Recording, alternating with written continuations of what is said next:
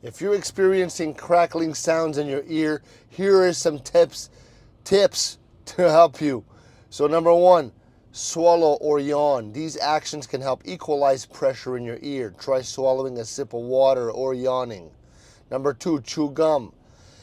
Chewing gum or sucking on a candy can also promote ear pressure relief. Number three, stay hydrated. Drinking plenty of water can help keep your sinuses and ears clean, by the way. Did you know that?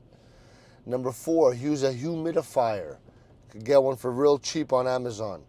Keeping the air moist can help crackling sounds lessen, especially if it's related to dryness.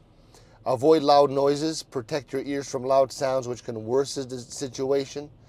There's also number six, warm compress. Apply a warm cloth to your ear, and it may help ease the discomfort and pressure. Number seven, you got to see a doctor if it persists, or if it's accompanied by pain, hearing loss, or dizziness.